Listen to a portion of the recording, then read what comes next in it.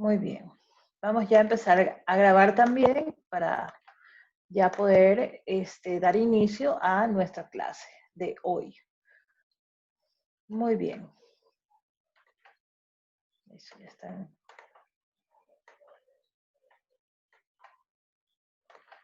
ingresando. Bien.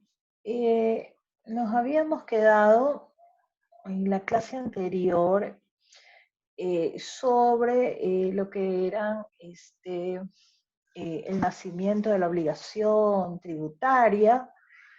Habíamos conversado, pues, ya saben ustedes que esto para mí es una conversación, no es una clase propiamente, realmente es poder conversarles a ustedes un poco qué es esta materia de derecho tributario, ¿no? Entonces, habíamos visto que ya propiamente la obligación tributaria, que es, digamos, la parte medular de nuestro derecho, tributario, ¿no? Entonces habíamos explicado que esta obligación tributaria tenía una fecha de nacimiento, ¿sí? Que ese nacimiento no necesariamente estaba relacionado o que nacía al mismo tiempo la exigibilidad del pago, ¿sí? Y por eso decíamos, el Código Tributario y el legislador cuando estructuró esta materia tributaria, pues estableció que podían darse en situaciones diferenciadas. Entonces habíamos hablado que cuando nace la obligación tributaria, específicamente cuando el sujeto pasivo de la obligación se encuentra dentro de la tipología o el denominado hecho generador. Es decir, cumple una actividad económica porque el hecho generador está vinculado o relacionado o estructurado sobre las actividades económicas, ¿no? El que vende autos, maquinarias, chifles, los que quieran, ¿no? Bienes, servicios, ¿no? Todas este tipo de actividades comerciales. Y habíamos dicho que existía una obligación para pagar, ¿sí? Es decir, esa prestación en dinero que teníamos, pues tenía que marcar una fecha de exigibilidad. Habíamos hablado del tema que la obligación podía nacer, configurarse, ¿verdad? Yo vendo autos. Sí, estoy en el hecho generador, en todo el tiempo, en todo el espacio, ¿sí? Pero ¿cuándo será exigible? Ah, ya, bueno, para que en esta actividad esté grabada, por ejemplo, con impuesto a la renta, tengo que esperar que se cumpla todo un ejercicio fiscal, del 1 de enero hasta el 31 de diciembre, ¿no? Y el Servicio de Rentas Internas, por ejemplo, para ese impuesto, ha establecido fechas dependiendo de los penúltimos dígitos del RUC, fechas en las que debe hacerse el pago. Entonces ahí está la fecha de exigibilidad, ¿sí? Es decir, ¿cuándo llega ese plazo en donde va a pagar ya la obligación? Entonces son dos momentos distintos, ¿verdad? Estoy en el hecho generador en el momento en el que realizo la actividad. ¿Y voy a estar grabada por ese impuesto? Sí. Muy bien. Entonces habíamos explicado también que esta obligación de pago, además de esa obligación de dar ese dinero, ¿sí? De dar, que era una obligación de dar, ¿verdad? Lo habíamos dicho, si es una prestación de dar, ¿ok? Entonces, si no se cumple con los parámetros que esa obligación me dice, o sea, con la exigibilidad, sí, de ella podían generarse intereses y multas, ¿ok? Y recargos también, ¿no? Podrían generar estas obligaciones. Además de la obligación principal, podrían llegar a generarse otro tipo de obligaciones que, por ejemplo, las multas son bajo un régimen sancionatorio, potestad sancionadora que tiene también la administración. Entonces, Eso en cuanto a lo que era el nacimiento de la obligación tributaria y su exigibilidad. Luego hemos hablado sobre aquellas actividades que, configurándose en el hecho generador, el legislador ha permitido que salgan de ellas o estén exentas o no necesariamente van a tener que pagar o ser exigibles esas obligaciones. Entonces, a esto se le conoce pues como una disculpa, una dispensa, una exclusión que por razones de orden público, social o económico, ¿verdad? Está establecida o va a nacer de la ley. Es decir, que las exoneraciones o las exenciones, como se las conoce, van a tener que ser establecidas por y bajo el principio de reserva de ley. Hemos dicho que en este derecho tributario todo debe estar establecido en el marco de la ley. ¿Sí? Nada de lo que no esté en el marco de la ley, digamos, podrá existir, ¿no? Y aplicarse. No es que yo creo, yo pensé que se podía o no se podía, sí, hay que ir a la ley, constatar si estamos configurados ahí, si somos sujetos pasivos de la obligación o estamos configurados en una exención o en una disculpa de la ley por, digamos, tener condiciones que ésta pues pueda el día de mañana identificar, ¿no? Entonces, por ejemplo, podemos encontrar inclusive como estímulos tributarios, ¿no? En el COPSI, en el Código Orgánico que regula justamente los temas productivos, y de hecho es el Código Orgánico de la Producción, de Comercio y Producción, efectivamente ahí hay, por ejemplo, estímulos tributarios, ¿no? Entonces dice, aquellos negocios que vengan, se implementen dentro del país y que, digamos, vengan a desarrollar, me voy a inventar, ¿no? Proyectos inmobiliarios, o de vivienda social, fíjense ustedes, de orden público o social, de vivienda social van a estar exentas del pago del impuesto a la renta, por decirlo. O van a estar exentos de ciertos bienes y servicios que están grabados con tarifa de 12%, por decir. O de aranceles o de alguna otra política tributaria económica que, digamos, permita el desarrollo, ¿no? Que es lo que hemos venido viendo, ¿no? Por eso hablamos de política económica. Muy bien. En cuanto a las obligaciones formales, que las vamos a ver más adelante y que también se las he puesto en el video que el día de hoy pues lo van a poder revisar, ustedes se van a dar cuenta de que es un video informativo del Servicio de Rentas Internas, porque me gusta usar la información del Servicio de Rentas Internas, porque yo creo que como ciudadanos ustedes lo pueden, digamos, conocer, ¿no? Asociarlo con quizás actividades que ustedes pueden realizar y que quizás les sirva de información y usted ya puede, digamos, navegar o conocer pues a la institución.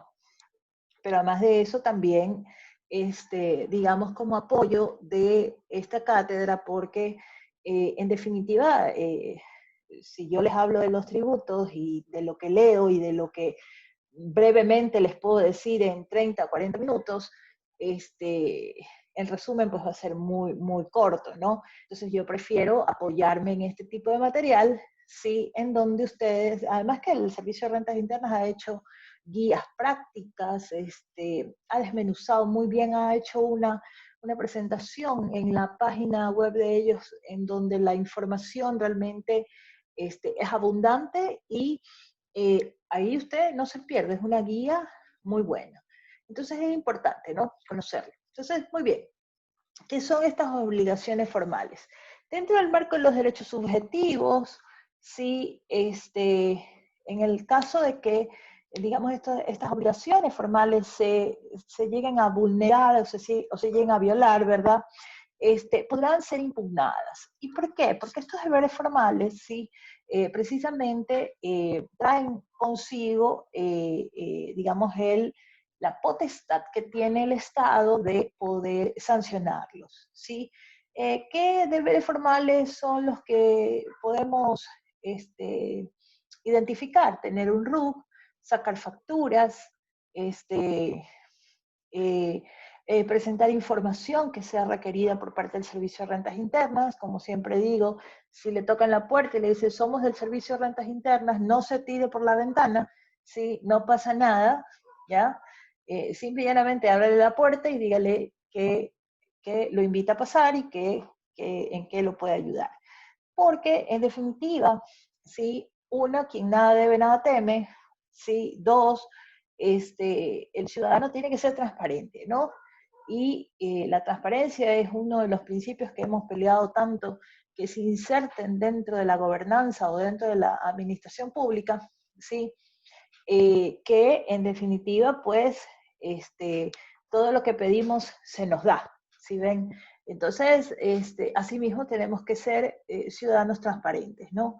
De hecho, la información que tiene el Servicio de Rentas Internas está publicada y colgada en su página web. Usted puede acceder perfectamente, puede saber qué personas tributan bien o quienes, digamos, pueden tener una titulación sospechosa. Lo hemos visto en la televisión, que la prensa usa mucho esa información, ¿no? Dice, hemos visto en el Servicio de Rentas Internas que esta persona que aportaba cero, de pronto empezó a aportar de $10,000 en adelante, y entonces nos surge la sospecha de saber cómo pudo crecer tan rápido una actividad comercial en un país que, digamos, tenemos dificultades, ¿no?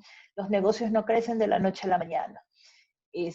Hay que trabajar muchísimo para sacarlos adelante, ¿no? Entonces, no es como el canguil que usted los pone y pum, pum, pum, pum, se revienta y se llena, ¿no? Entonces, eso no pasa, ¿sí? Realmente, digamos, los negocios se mueven, ¿sí? De conformidad, pues, con, digamos, políticas que también el gobierno, pues, administra, ¿no? Si no, es sospechoso.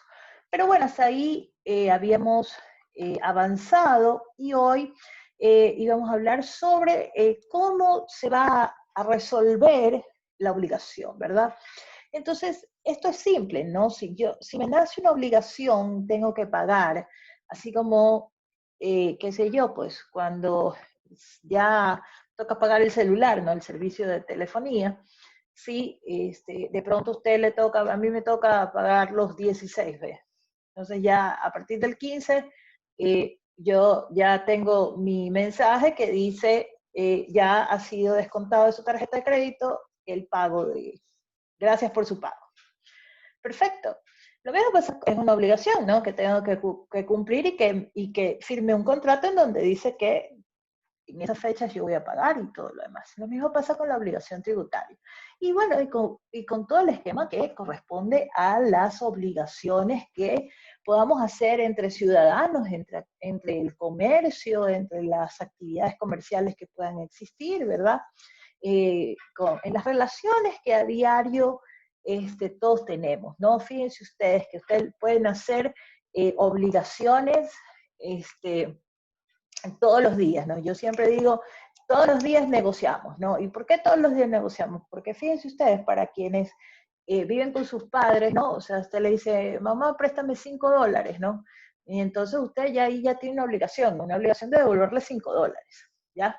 Entonces, este tema de las obligaciones, pues obviamente, nacen a diario, ¿sí? Entonces, sin embargo, el Estado ha estructurado, ¿verdad?, a través de este Código Orgánico Tributario, digamos, las reglas, ¿sí?, de esas obligaciones, ¿ya? Entonces, lo primero que tenemos que saber es que cómo voy yo, ya tengo el problema, ¿no? Por decirlo problema, pero en realidad sabemos que la contribución que hacemos es obviamente para el bienestar de todos los ciudadanos, ¿no? Incluyéndolas, ¿no? Es decir, así se haga una carretera en Manabí o en Salinas o en Pichincha, ¿sí? De una u otra forma, si yo no vaya nunca, ¿sí? De alguna manera me beneficio, porque a lo mejor los productos que yo compro en mi ciudad vienen de allá. y usan la carretera. Y entonces nos beneficiamos de alguna manera, directa o indirectamente, ¿sí? Aunque usted diga que nunca en su vida ha pasado por ahí, ¿ya? Y bueno, pues para eso está, digamos, este ingreso que, digamos, es parte del presupuesto general del Estado, los ingresos tributarios.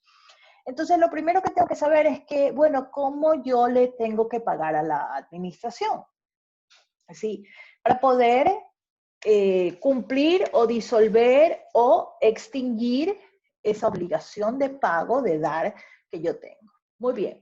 Entonces, en primer lugar, la característica principal es que seguimos bajo el mismo principio de reserva de ley. La ley es la que debe de decir cómo vamos a resolver o vamos a extinguir esa obligación.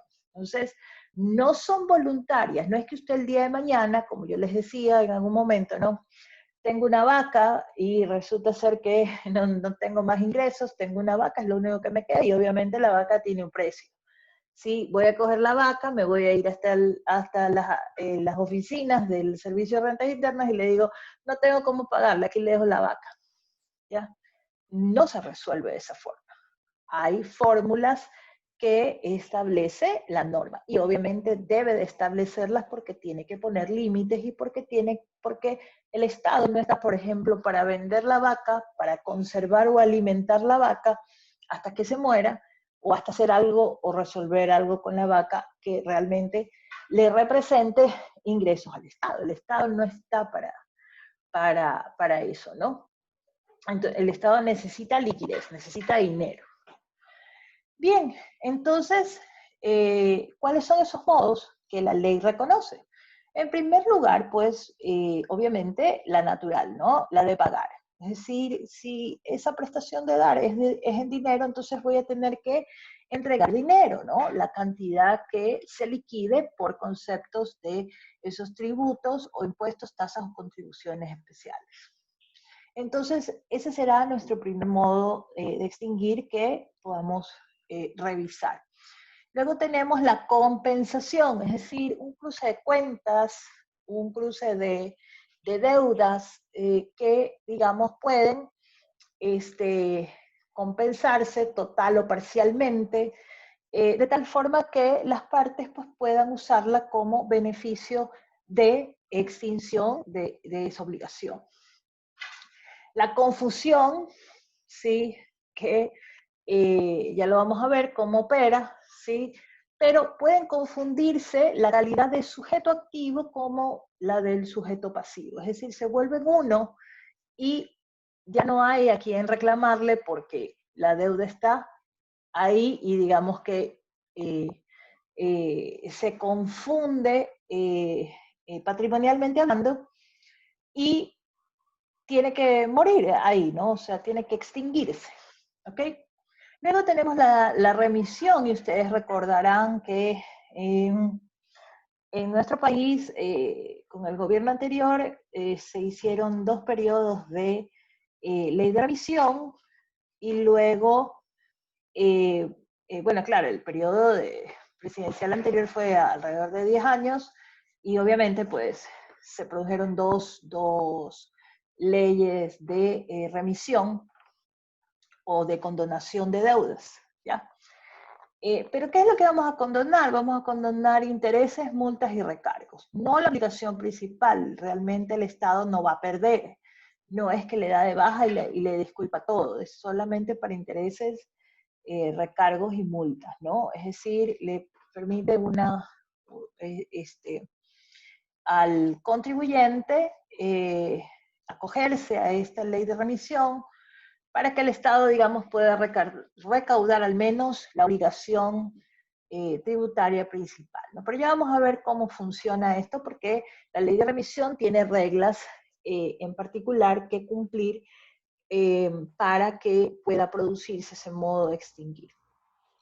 Y finalmente, vamos a ver que existe la prescripción. Y bueno, la prescripción es una figura que la encontramos en más de una materia jurídica y también la vamos a analizar o ver aquí en la materia tributaria. Sabemos perfectamente que el paso del tiempo ¿sí?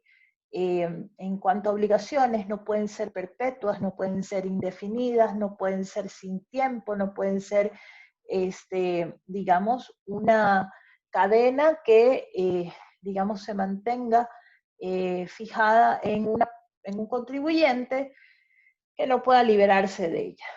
Por lo tanto, una fórmula que pone el legislador como medio de extinción de esta obligación tributaria, pues será la prescripción. Entonces vamos a ver cómo opera la prescripción en materia tributaria. Pero bueno, vamos a empezar con la solución o pago.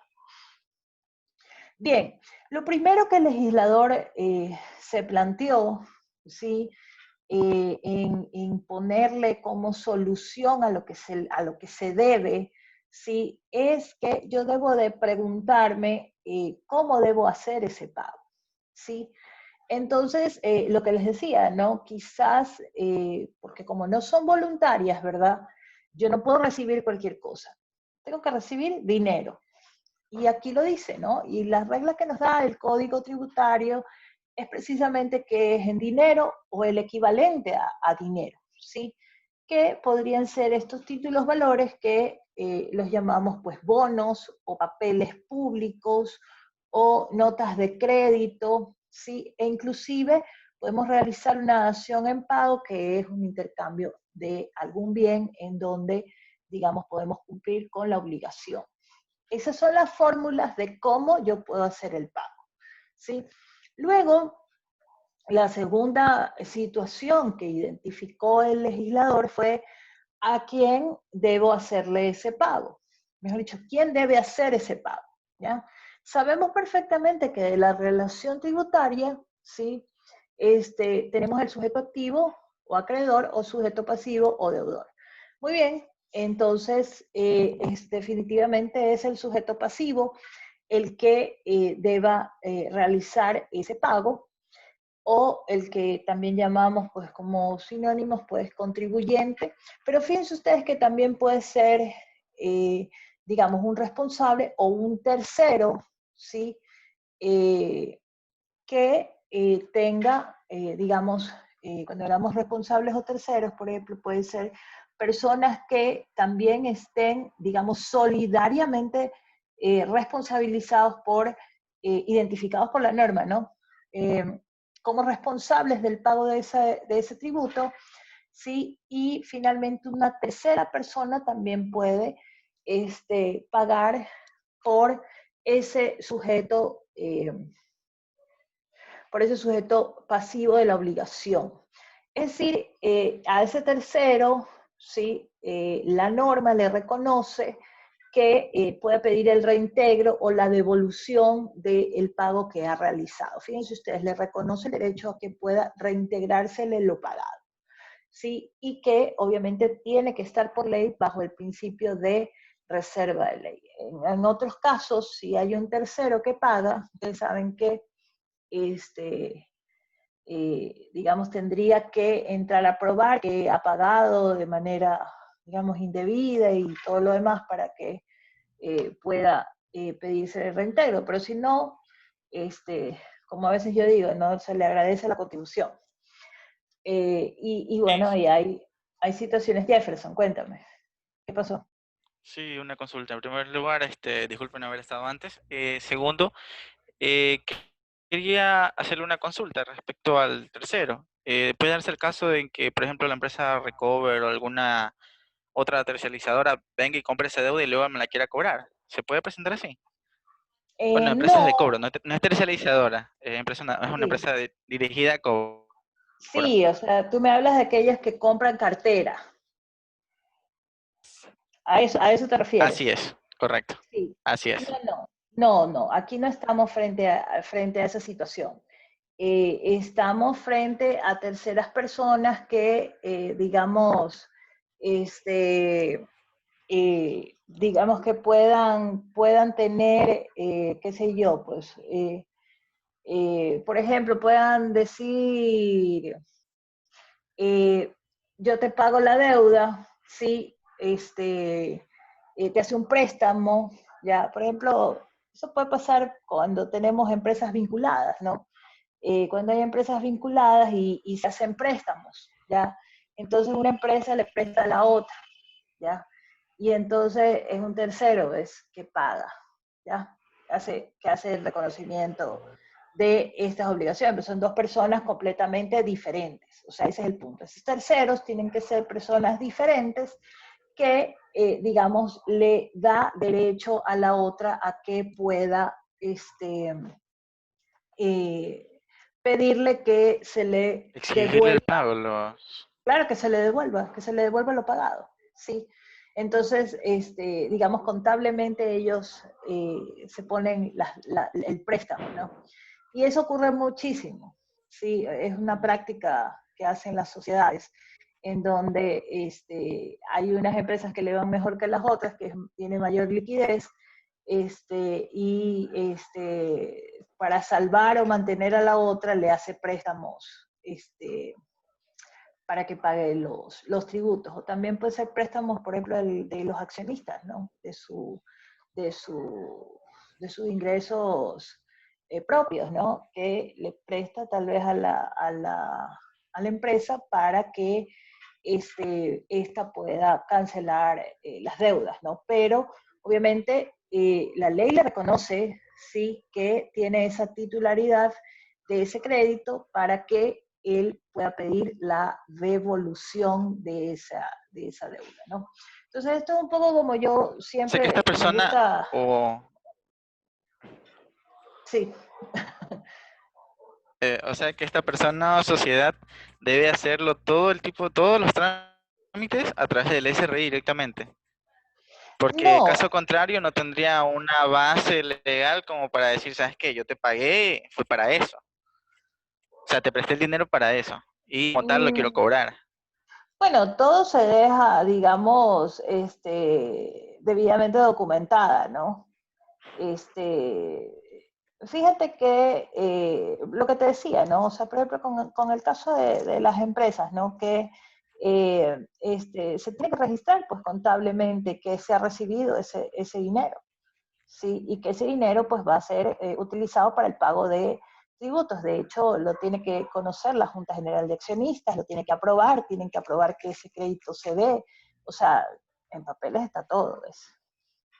Y se puede hacer se puede hacer de esa manera, o sea, o se debe hacer de esa manera, ¿sí? Y bueno, también conocemos el tema de transferencias bancarias. Hoy en día, ustedes cuando vean justamente el video del SRI que les dejé, ahí les van a decir cómo son las formas de pago, ¿no? Hoy en día es mucho más fácil saber quién está cancelando verdaderamente los tributos, ¿no? Este, Claro, porque debe existir una garantía legal para el tercero que va a cancelar, pues. Indudablemente, indudablemente que, digamos, todo se tiene que hacer eh, por, eh, por la derecha, pues, ¿no? Con la documentación, claro, o sea, todo tiene que estar registrado, todo tiene que estar documentado, eh, de tal forma que identificamos que es un tercero que ha hecho ese pago, ¿no? A eso se refiere. O sea, es completamente viable, factible, eh, la ley lo permite, ¿ves? O sea, cualquier persona, por ejemplo, yo puedo ser una persona natural, ¿ves? Que soy una persona natural, mejor dicho, en mis actividades económicas. No tengo para pagar mis impuestos. Me prestan la plata, ¿ves? Entonces, en base a ese préstamo, ¿sí? Viene otra persona y hace el pago por mí, ¿sí? Y entonces, obviamente, yo me quedo obligado. O sea, la ley en realidad no nos dice la forma, ¿ya? Cómo se tiene que hacer. Nos dice, bueno, ¿puede pagar una tercera persona? Sí, ¿ya? Puede hacerlo. O sea, ¿por qué? Porque el servicio de rentas internas mide tus ingresos, ¿sí? Entonces dice, esta persona está endeudada que no va a poder pagarme los impuestos. Y si saca la plata para pagármelo, muy probablemente es que hubo otra persona que le pudo prestar este dinero. Y eso, Sí, pero digamos, se puede ver y se la transparenta, ¿no? garantía del tercero sería que el SRI, la garantía de ese tercero sería que el SRI también tuviera un control o un seguimiento de que está realizando el pago esa persona. ¿Para qué? Para que así también exista la legalidad para poder poderle cobrar, porque si no, imagínese. Mira, en realidad te mentiría, tal vez te mentiría si te digo que ha habido algún tipo de problema, digamos, a nivel judicial. No he leído ninguna jurisprudencia sobre el pago de terceras personas que, digamos, sea un problema, ¿no? Pero conocemos perfectamente que en la práctica se hace esto, ¿no? O sea, no lo vas a ver en lo tributario, lo vas a ver en lo societario, por ejemplo, ¿ya? Cuando se hacen préstamos las compañías, como te digo, Claro, cuando hay préstamos ahí sí, o sea, claro. ese en otras, ese no, porque esto se documenta, ¿verdad? Pero por eso es que la ley le permite en lo tributario dejar abierta esta situación. ¿Por qué? Porque el día de mañana me vienen a auditar a mí, ¿verdad? Y dice, oiga, ¿y usted dónde sacó estos ingresos para pagar los impuestos? ¿Ya? Si usted aquí tiene saldo en rojo. Sí, Lavado de activos, no, lavado de activos. me, claro, es que precisamente fíjate que la norma va Eso es hacia lo allá. primero, esa es la primera presunción, claro. Sí, podría ser no Ese es el primer supuesto que se necesariamente, manejan. claro, no, no nos olvidemos que a través de los tributos es que podemos, digamos, detectar también todo lo que es lavado de activos, entre otras figuras legales que, digamos, bordean el marco de la ilegalidad. Pero bueno, déjame continuar, por favor. Bien, Ok, me entonces, disculpe, quería salir no, de... no, tranquilo. Más que nada es para aprovechar el tema porque quiero que abarquen su lección que van a tener, ¿no? Entonces, bueno, ya sabemos quién nos puede hacer, digamos, este pago. Luego debemos, el legislador dice, bueno, ¿a quién le debo pagar? ¿Sí? ¿A quién le corresponde pagar? Bueno, también hemos identificado dentro de la estructura normativa que existe este sujeto activo de la obligación, que será siempre un ente público, será la administración tributaria o a quienes la ley determine que va a ser la persona que recauda los tributos, o está a su beneficio o a su atribución el manejo de estos tributos. Entonces, muy bien, pero definitivamente la norma tiene que ser mucho más aterrizada, porque yo puedo decir servicio de rentas internas e irme a cualquier lado que esté el servicio de rentas internas, porque es a nivel nacional, es un impuesto nacional, y yo voy a irme al servicio de rentas internas a cualquier oficina a pagar lo que yo quiero pagar. Entonces, no, eso causaría un desorden, ¿no? Y por eso la norma dice, bueno, en primer lugar, tenemos que determinar quién es el funcionario que está autorizado para la recaudación de estos impuestos. Como yo les decía, por naturaleza, en las instituciones siempre será quienes manejen el área financiera, es decir, coordinación financiera, dirección financiera, gerencia financiera. Ellos son los que estructuran en todo un proceso la recaudación de estos tributos y obviamente luego van a emitir los títulos de créditos de aquellos que deben las obligaciones tributarias. Perfecto. Entonces, también tenemos a la figura de agentes de retención, agentes de percepción o recaudadores que la norma también los puede identificar. Voy a poner un caso, un ejemplo, para que ustedes puedan diferenciar, ¿verdad? Cómo se producen, digamos, estos agentes de percepción, agentes de recepción, de percepción, de retención o recaudadores que la norma pues los establece, ¿no? En primer lugar, por ejemplo, puede ser el caso de un comerciante, ¿sí? Que vende zapatos. Eh, él, si yo le pago en efectivo, ¿sí? Me va a emitir un comprobante de venta, una factura. En esa factura va a decir el valor del zapato y me va a desglosar el impuesto, ¿verdad? El 12%. Muy bien. Esa persona coge el dinero y tiene que saber que tiene que separar el IVA que recauda, ¿sí? ¿De quién es el contribuyente? Yo, ¿verdad? El comprador. Él es el que es el obligado a pagar, ¿sí? Y él solamente está obligado a recibirlo, a recaudarlo, ¿sí? Y pagarlo al Estado, entregarlo al Estado por mí, ¿sí?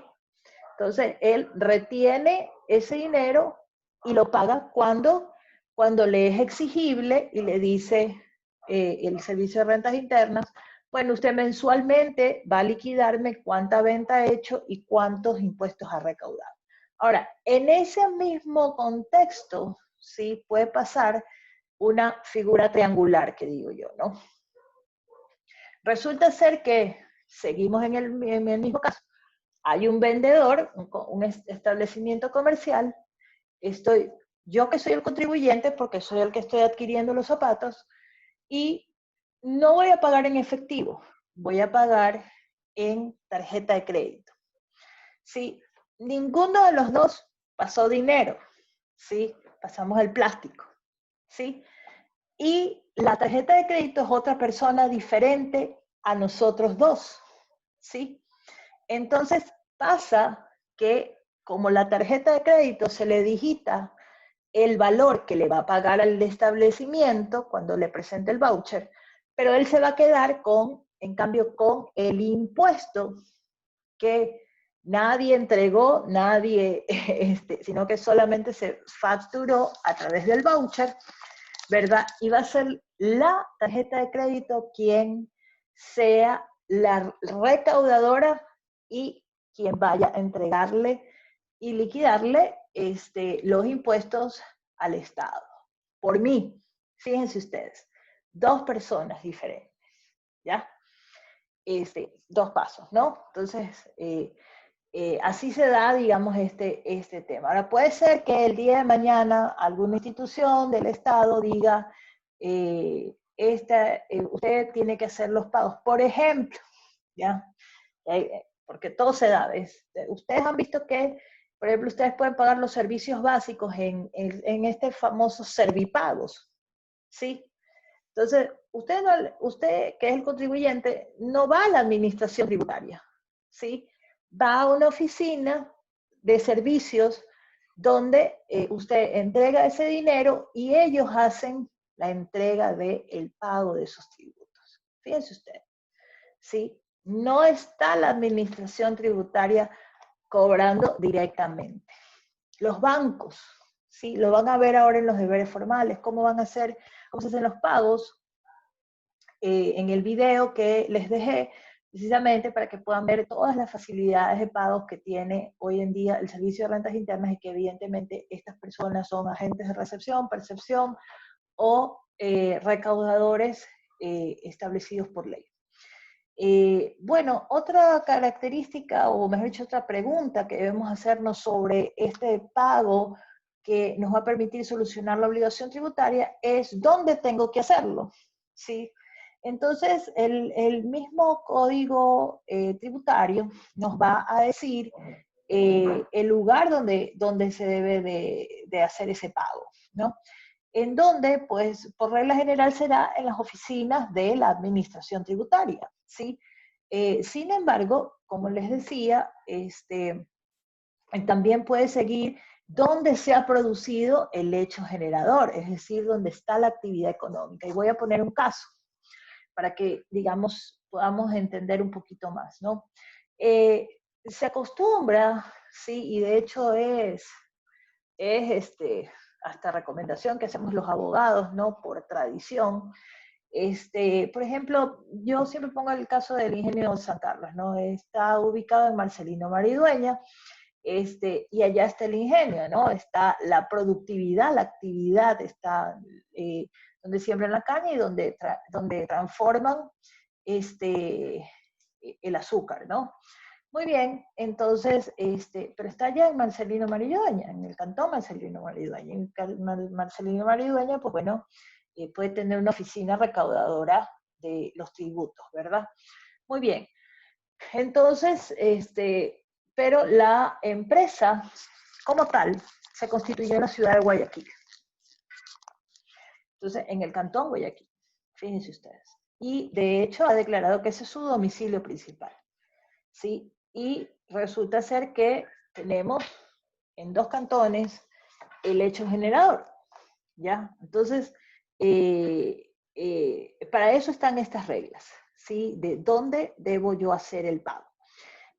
Ahí sí hay jurisprudencia, sí, en donde realmente inclusive se ha dicho que hay que, digamos, los ingresos se tendrán que dividir de manera proporcional a fin de no perjudicar a un cantón y al otro. Recuerden ustedes que los tributos son los que alimentan el presupuesto general del Estado, y si hablamos de gobiernos autónomos descentralizados, pues de esos gobiernos autónomos descentralizados, muy aparte de el presupuesto general del Estado, digamos que le da una aportación a los GATS, ¿no? Pero ellos a través de los tributos también nutren su presupuesto. Entonces, el quitarle esa recaudación muy probablemente afecte el presupuesto de ese cantón, y ese cantón pues no va a poder desarrollarse porque no percibe pues los ingresos que en realidad están generando, ¿no? Además que eh, esas actividades comerciales están usando espacio, están, digamos, usando mano de obra, generan trabajo, productividad, y lo más justo es que recuerden el principio de redistribución de la riqueza, ¿ya? Que es fuente de nuestro derecho tributario. Entonces, por eso, fíjense, el legislador dijo, no, yo no puedo ser injusto, ¿sí? Porque por eso ustedes pueden verlos con los estímulos tributarios, ¿no? Por ejemplo, ahora, hace unos años atrás, se hicieron estímulos, ¿no? En donde, por ejemplo, para desarrollar nuevas actividades, ustedes saben que Guayaquil es una ciudad que ya está, digamos, ya no hay dónde crecer.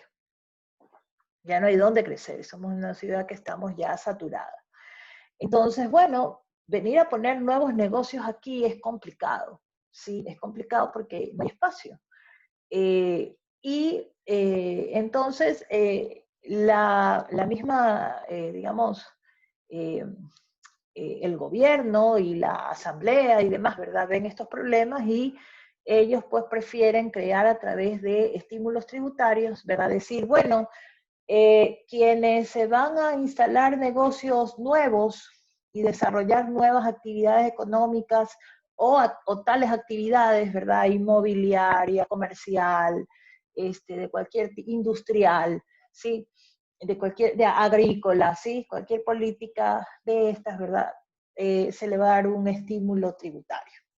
Y entonces se trasladan a estos cantones precisamente para desarrollarlos y para, obviamente, mejorar sus condiciones de vida, ¿no?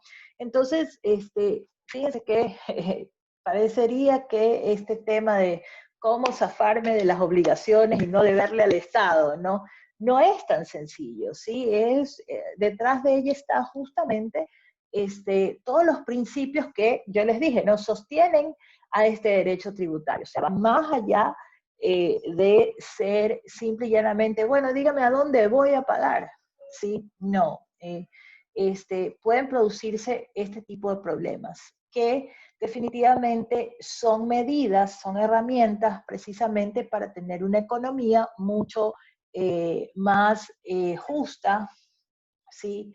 Y sobre todo cuando hablamos pues del principio de justicia social, ¿no? Y de redistribución de la riqueza. Entonces, fíjense ustedes, para eso necesito saber yo dónde tengo que hacer ese pago. Muy bien, y finalmente también podría ser donde se encuentra el domicilio del deudor. Si yo soy de Guayaquil y hago mis actividades y mi vida comercial aquí, ¿verdad? Entonces significa que ese es el domicilio donde yo tengo que ir a cancelar mis impuestos, donde genero, digamos, los ingresos tributarios. Muy bien. Luego de habernos hecho estas 4 preguntas esenciales del pago, ¿verdad? El pago también puede tener, digamos, una fórmula de realizarse un pago anticipado, ¿sí? Van a incurrir 2 circunstancias especiales para poder operar esta figura del anticipo al pago. Es decir, ustedes saben que justamente ahora que estamos en estado de emergencia, sí, que fue declarada la emergencia por parte del gobierno nacional, el gobierno nacional, en virtud de esta situación catastrófica en la que estamos viviendo, puede solicitar, está autorizado por la Constitución, puede solicitarle a los contribuyentes, ¿sí?, el adelanto o anticipo de los impuestos, tasas o contribuciones, pues que, digamos, eh, tengan que ser pagadas o reconocidas por las actividades comerciales que, digamos, concurran, ¿no?, a de esos tributos, ¿no? Y finalmente, ese anticipo, nosotros lo podemos ver justamente en el tema del anticipo al impuesto a la renta, que siempre ha sido, ustedes pueden ver, revisar la prensa, artículos en Google, ¿no?, en donde van a encontrar mucha información sobre el tema del pago del anticipo, por ejemplo, al impuesto a la renta.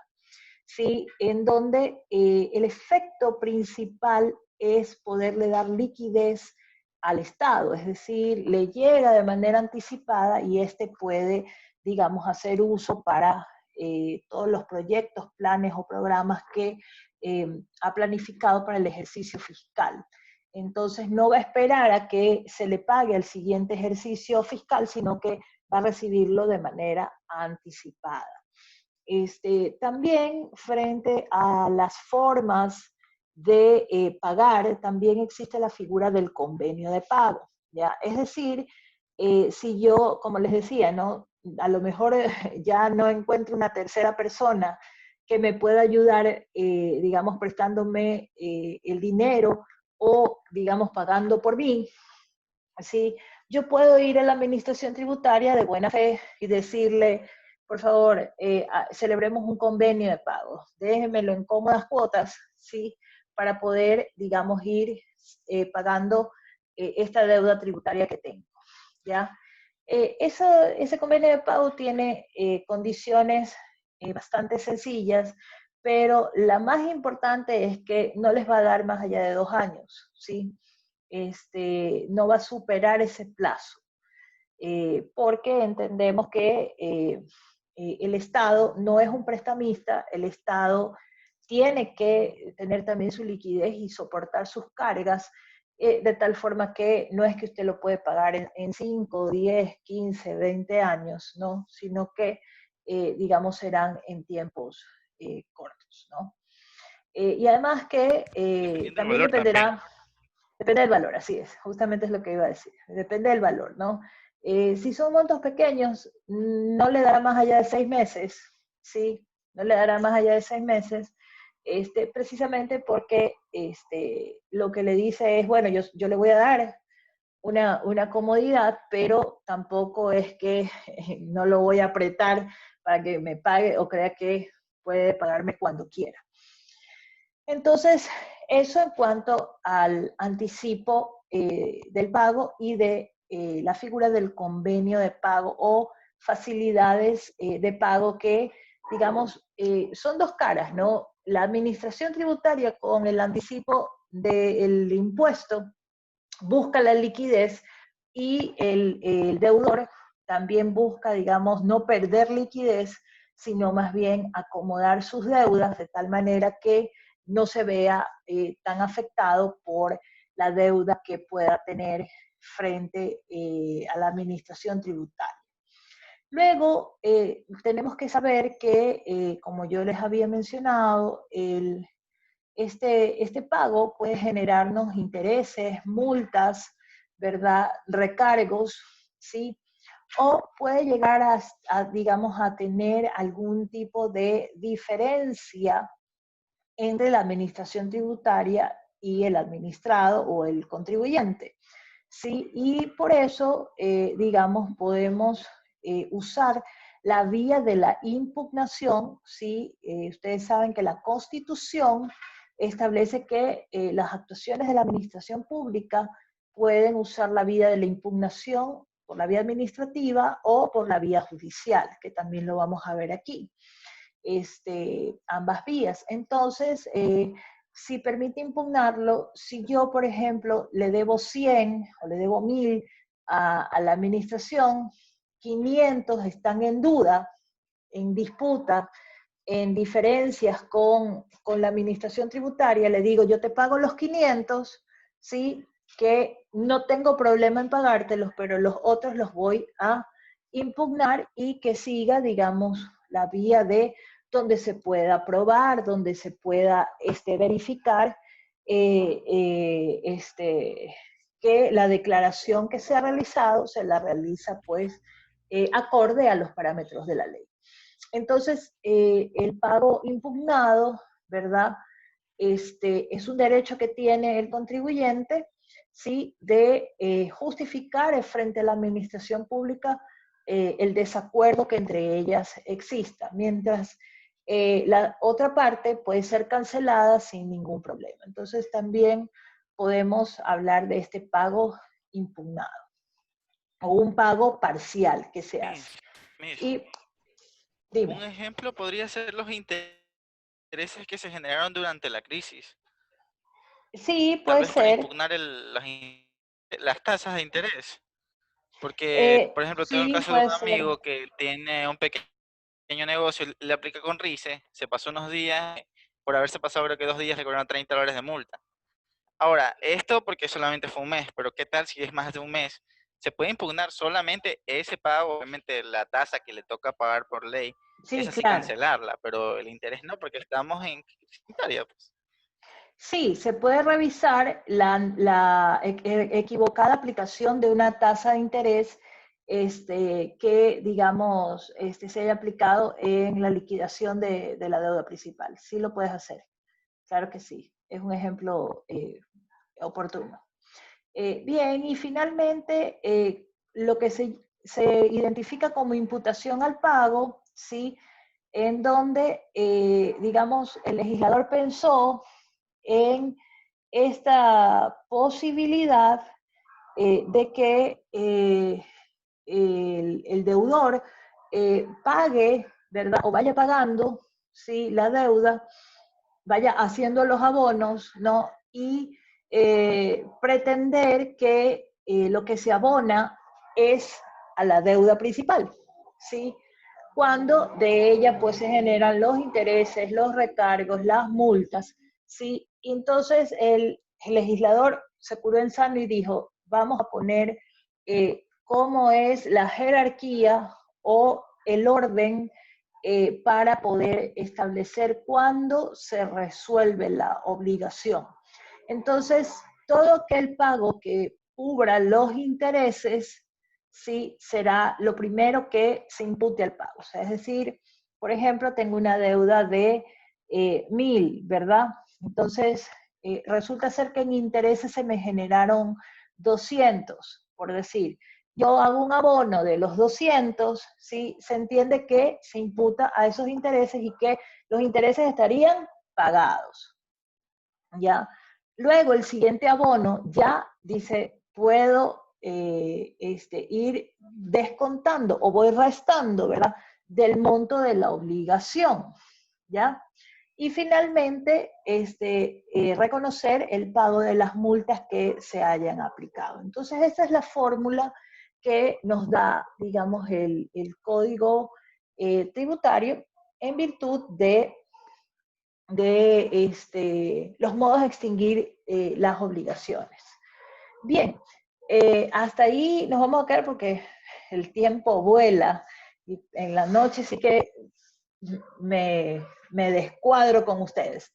Y bueno, en todo caso, el tema está bastante sencillo, ¿sí? Ya ustedes cuando revisen los articulados van a darse cuenta de que hemos podido extraer y explicar pues las situaciones que demanda, ¿no? Este código tributario en esta figura jurídica, modos de extinguir las obligaciones y en qué consiste, ¿no? El día de mañana veremos los otros modos de extinguir y luego los deberes formales, ¿no? No se olviden de ir a la plataforma, está su lección y realícela su actividad y finalmente no deje de desarrollar los talleres y los trabajos que tenemos pues planificado en nuestras semanas que cubren nuestras horas de clase. Entonces, un gusto haberlos visto. chicos, siempre tienen que estar atentos a, a que puedan conectarse por el SIUT, por favor. Pongan las quejas a la dirección tecnológica para que les resuelvan los problemas con sus usuarios, ¿no? Más que nada porque yo igual siempre paso los mensajes, sí, de que ustedes me indican que no ha podido ingresar, pero es importante porque sabemos que